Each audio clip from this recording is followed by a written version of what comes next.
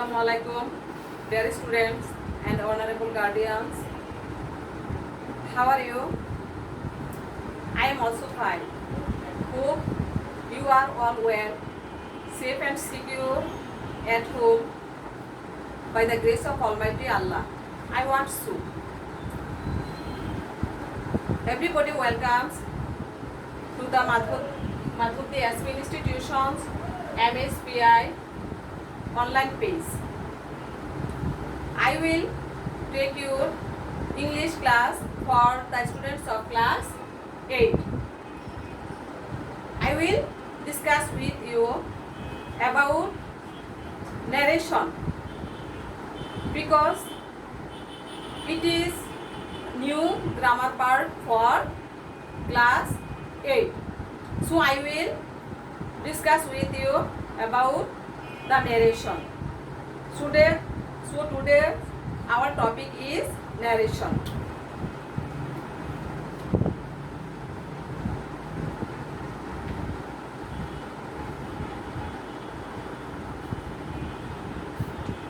Dear students, at first I will know, but you will know what is narration. Speech refers to the words of a speaker. অর্থাৎ narration বলতে বোঝায় বক্তা যা বলে তাই হচ্ছে কি narration. How many kinds of narration? Now we will know how many kinds of narration. We know that there are two kinds of narration, such as number 1, direct. Number 2, indirect.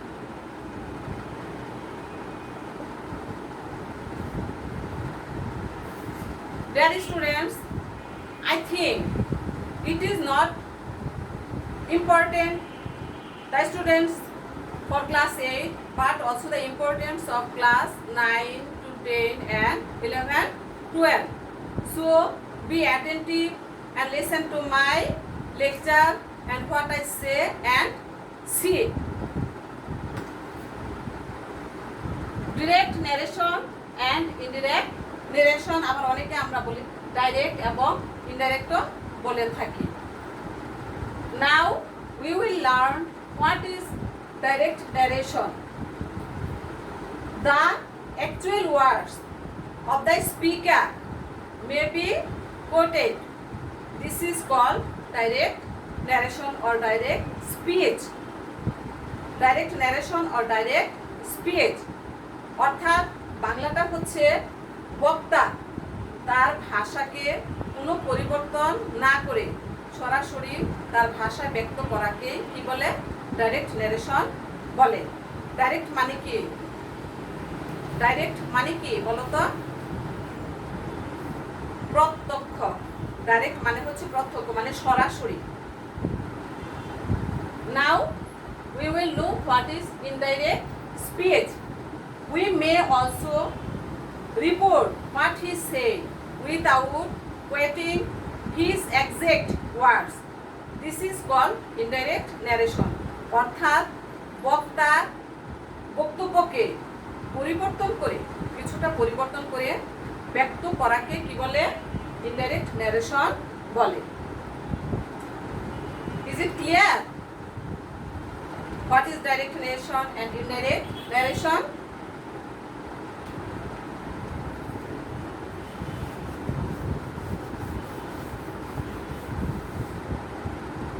I am writing an example.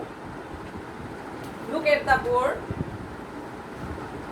He said to me, I am ill. He said to me, I am ill. হ্যাঁ, dear students, আমাদেরকে narration জানার আগে আমাদেরকে কি করতে হবে? 5টা sentence সম্বন্ধে ধারণা থাকতে হবে. কারণ কি, যদি তুমি রাস্তা না চিনো তাহলে তুমি তোমার গন্তব্যে পৌঁছতে পারবে না।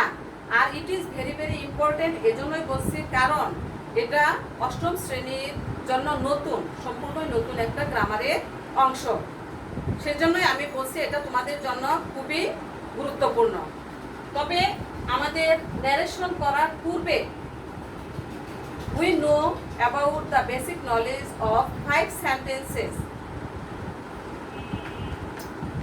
আমাদের 5টা সেন্টেন্স সম্বন্ধেও আমাদেরকে জানতে হবে, কারণ আমরা যদি 5টা সেন্টেন্স না জানি তাহলে আমাদের যে ন্যারেশন আছে আমরা সেই ন্যারেশনগুলো করতে পারবো না, এবং সেই সাথে আমাদেরকে টেন্সগুলো সম্বন্ধেও ধারণা থাকতে হবে। I am writing an example. It is a direct narration because I am ill. I am ill. বক্তা সরাসরি তার বক্তব্যটাকে পেশ করেছে। There is no change.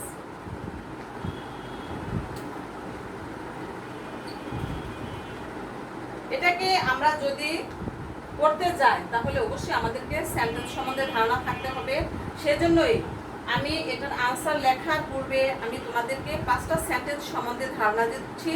5টা সেন্টেন্স তোমরা আগে দেখো এবং বুঝো, তারপর আমরা আস্তে আস্তে আগাবো।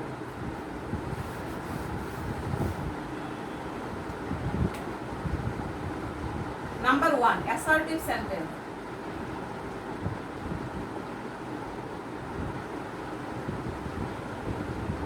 ইন্টারোগেটিভ,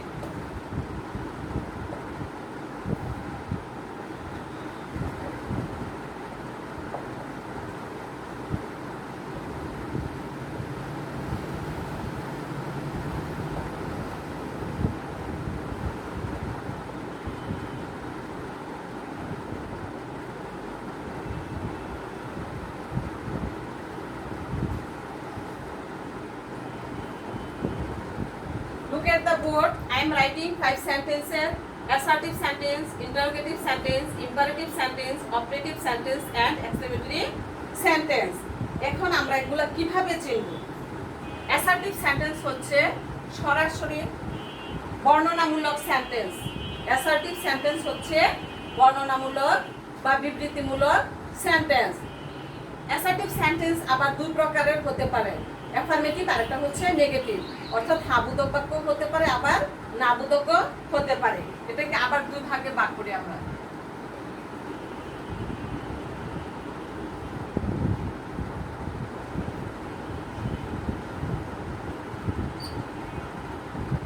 আমরা কিভাবে চিনব? সাবজেক্ট দিয়ে শুরু। সাবজেক্ট দিয়ে শুরু।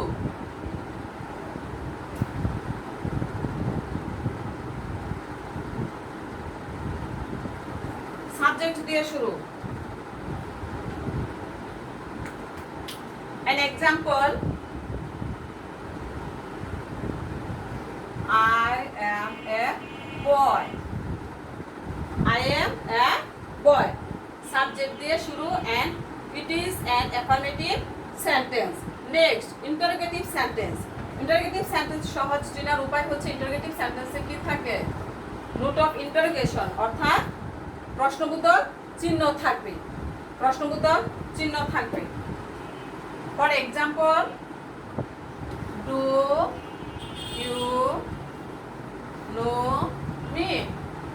Do you know me? মানে দেখবে তোমরা লাস্টে কি আছে? প্রশ্নবোধক চিহ্ন আছে। যদি এরকম চিহ্ন দেখো তাহলে আমরা মনে করব সেটা কি interrogative sentence. Imperative sentence, verb দিয়ে শুরু। ভার্ব দিয়ে শুরু, লেট আস অথবা লেটস দিয়ে শুরু। অপটেটিভ সেন্টেন্স, মে, মে দিয়ে শুরু। Exclamatory sentence, note of exclamation, verb দিয়ে শুরু, যেমন do.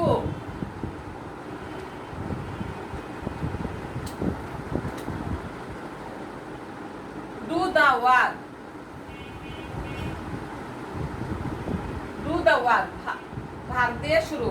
May may you be happy. Exclamatory how fine you R.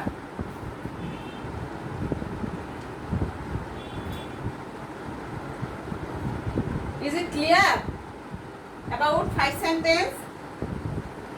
Okay.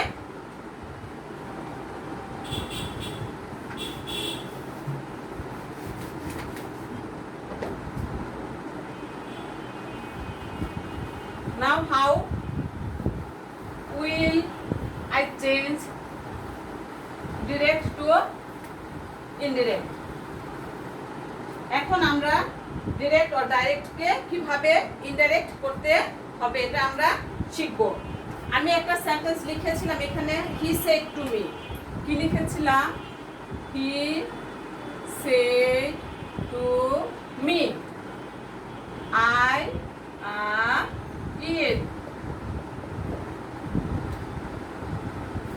Noticed the board?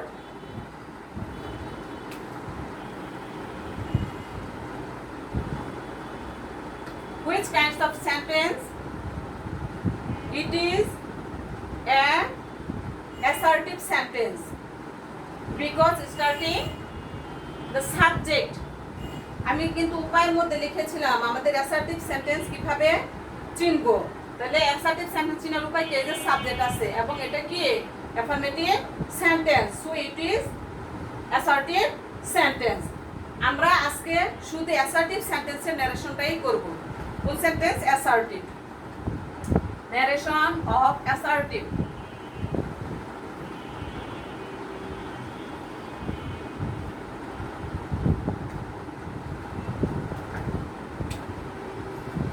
এখানে এই যে একটা কমা দেখতে পাচ্ছ তোমরা। What is the name of this comma? This comma's name is inverted comma. This comma's name is inverted comma. And outside the inverted comma, we called it repeating verb. Repeating verb.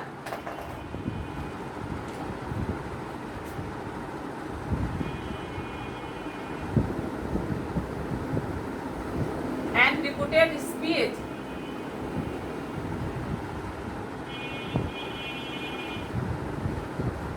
Repeating verb and repeated speech.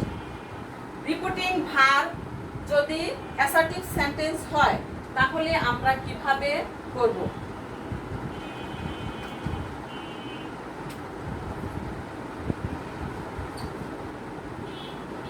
নিয়মটা লেখো। আমি আবার কিছু পরিবর্তন আছে, টেন্সের পরিবর্তন আছে এবং কিছু ক্লোজেস্ট ওয়ার্ড আছে। যখন আমরা ডাইরেক্ট থেকে ইনডাইরেক্ট করি তখন সেই ক্লোজেস্ট ওয়ার্ডগুলো হয়ে যায় কি ডিসটেন্স ওয়ার্ড। সেই পরিবর্তনগুলো আমি তোমাদেরকে লিখে দিব।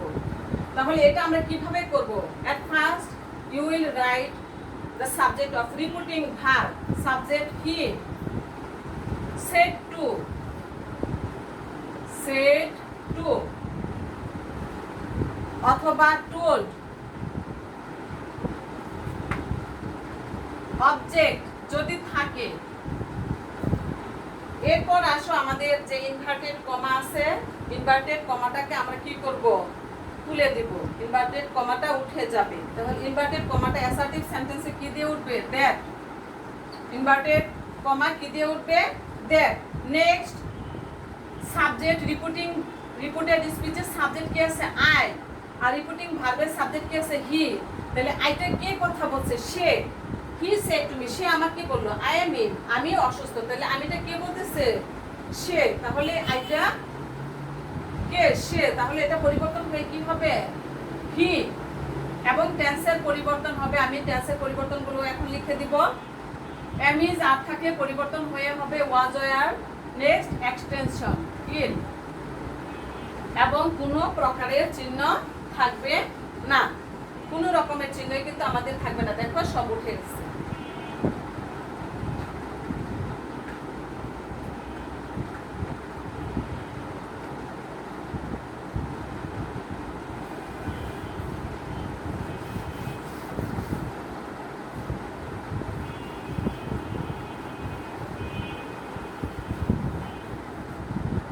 Change the tense from direct to indirect.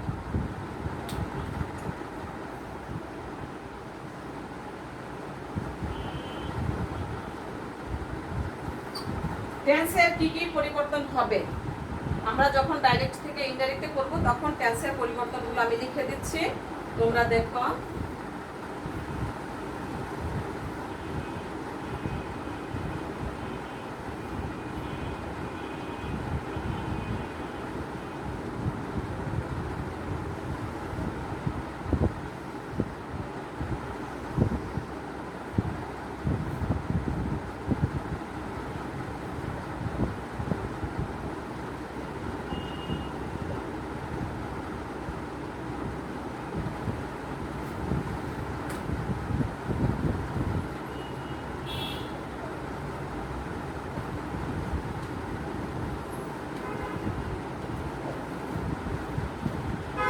Direct স্পিচে যদি এম ইজ আর থাকে,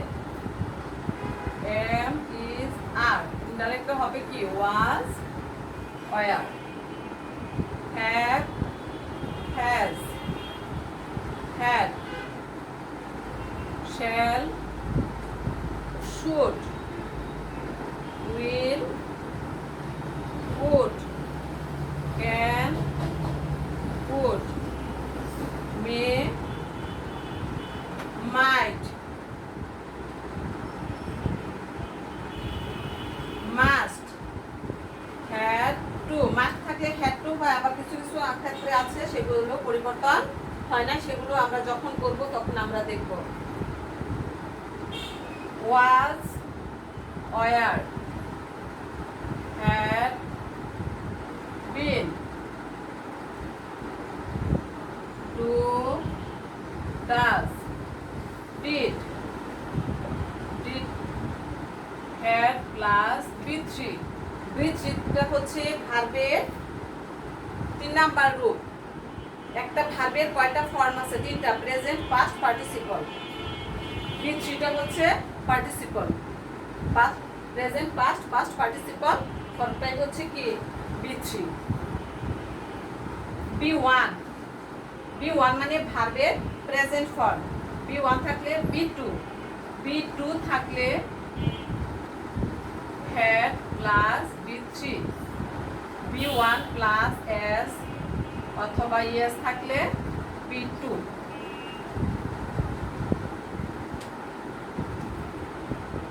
দেখতে পাচ্ছ তোমরা?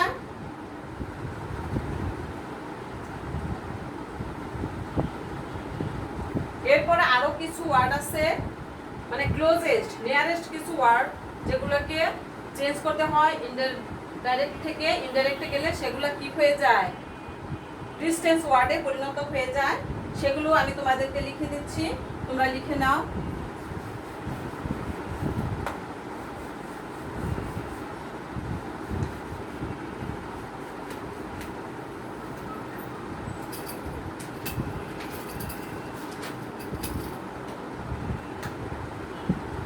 This, this থাকলে কি হবে? That, today, that day, yesterday,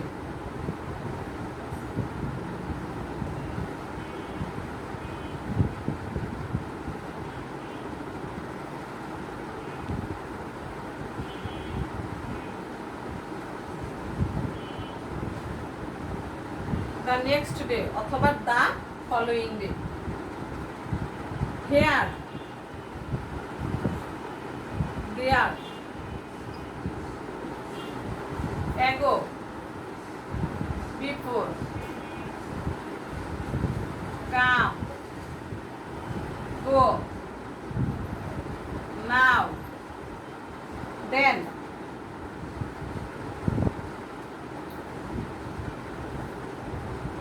does, so।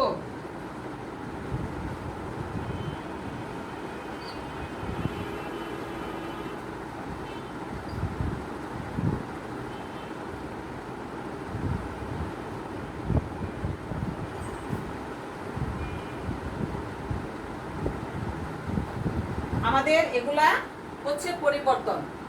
আমরা যখন ডাইরেক্টকে ইনডাইরেক্ট করব তখন আমাদের এই পরিবর্তনগুলা করতে হবে। আমি তোমাদেরকে লিখে দিয়েছি, তোমরা ভিডিওটা ক্লিক করে পরবর্তীতে তোমরা লিখে নেবে।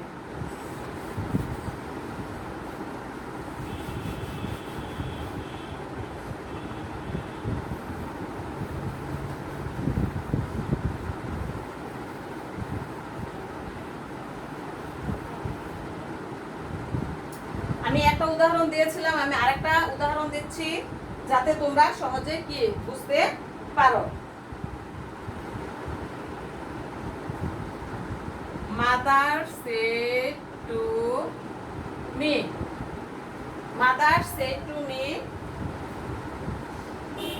I did the work. I did the work. এটা দেখো কিভাবে হবে, এটাও কি অ্যাসার্টিভ সেন্টেন্স। আমি আগেই বলেছি আজকে শুধু আমরা অ্যাসার্টিভ সেন্টেন্সের ন্যারেশনটা করব। হ্যাঁ দেখো, তাহলে আমি কি বলেছিলাম, কি বসে ন্যারেশন সেড টু এর পরিবর্তে সেড টু অথবা টোল্ড লিখতে পারি। মাদার টোল্ড মি, আমাদের কমা কি দিয়ে উঠবে, দ্যাট।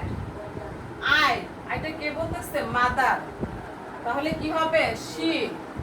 ডিড থাকলে আমি লিখে দিয়েছি, ডিড থাকলে হ্যাড প্লাস বি3, তাহলে ডিড এর পাস্ট পার্টিসিপল কি, ডান, the work.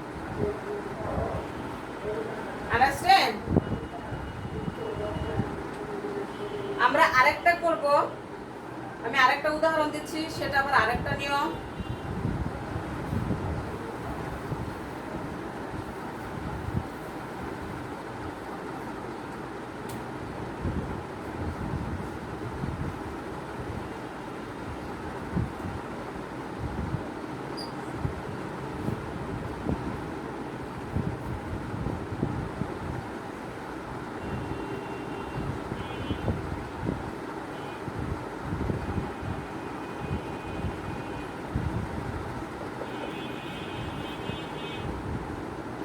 The teacher said, the sun rises in the east.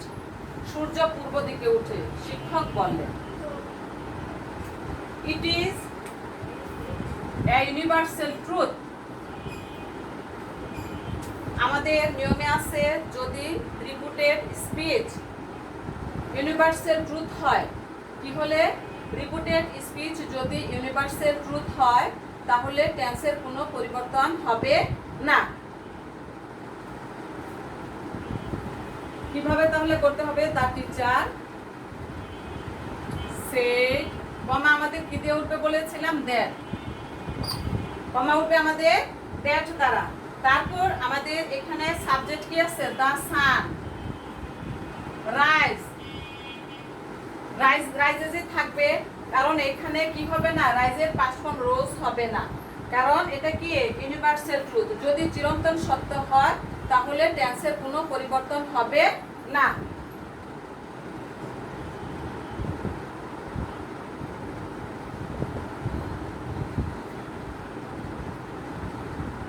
Is it clear? Next, I am writing another example.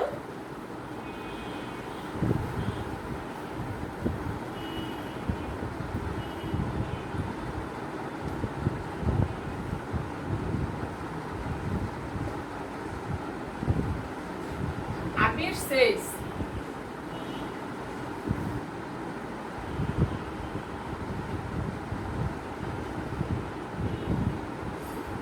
Abir says, I am a boy. Abir says, I am a boy. It is a difference from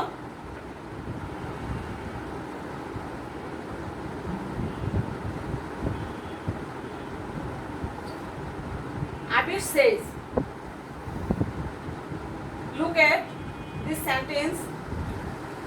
আগেরটা কি ছিল, said, said, এখন এখানে দেখো কি আছে, says, says। হ্যাঁ, আমাদের নিয়মে আছে রিপিটিং ভার্ব যদি প্রেজেন্ট টেন্স হয়, রিপিটিং ভার্ব যদি প্রেজেন্ট টেন্স হয় অথবা ফিউচার টেন্স হয় তাহলে রিপিটেড স্পিচে টেন্সের কোনো পরিবর্তন হবে না। অনলি চেঞ্জ দ্য সাবজেক্ট, শুধুমাত্র কি হবে, সাবজেক্ট পরিবর্তন হবে। There is no change in the tense.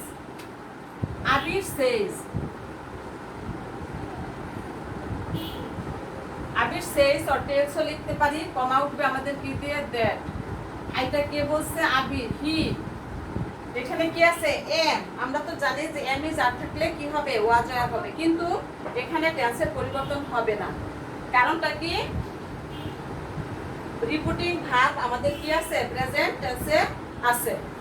So is a boy, am is are, am এমও প্রেজেন্ট ফর্ম, ইজও কি প্রেজেন্ট ফর্ম। এখানে টেন্সের কোনো পরিবর্তন হয় নাই।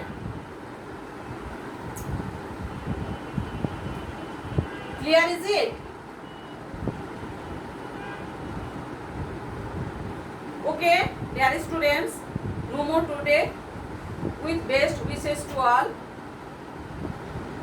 See you later after Idul Fitr. সে পর্যন্ত ঈদুল আজহা, ফিতর তো চলে গেল, ঈদুল আজহা। সে পর্যন্ত সবাই ভালো থাকো, সুস্থ থাকো, নিরাপদে থাকো, অযথা বাহিরে বের হবে না, বাবা মার কথা শুনবে, মনোযোগ দিয়ে লেখাপড়া করবে। এবং আমি তোমাদেরকে বাড়ির কাজ দিচ্ছি, বাড়ির কাজ তোমরা তোমাদের বইতে দেখবা যে ন্যারেশন আছে, তোমরা ন্যারেশনটা দেখলেই দেখতে পাবে ওইখানে এক্সারসাইজ দেওয়া আছে, অ্যাসার্টিভ সেন্টেন্সের এক্সারসাইজ দেওয়া আছে। তোমরা সেই এক্সারসাইজগুলো থেকে 10টা করে রাখবে, কমপক্ষে 10টা করে রাখবে। যখনই স্কুল খুলবে তোমাদের, আমি ক্লাস টিচার বা সাবজেক্ট টিচার হই বা যেই তোমাদের সাবজেক্ট টিচার হোক না কেন, তোমরা ক্লাসে তোমাদের বাড়ির কাজগুলো শুরু করবে। আমরা তোমাদের বাড়ির কাজগুলো অবশ্যই মূল্যায়ন করব। আমি আবারও সবাইকে মাধবদী এসপি ইনস্টিটিউশনের অনলাইন ক্লাসের পক্ষ থেকে সবাইকে ধন্যবাদ জানাচ্ছি। ধন্যবাদ। আসসালামু আলাইকুম।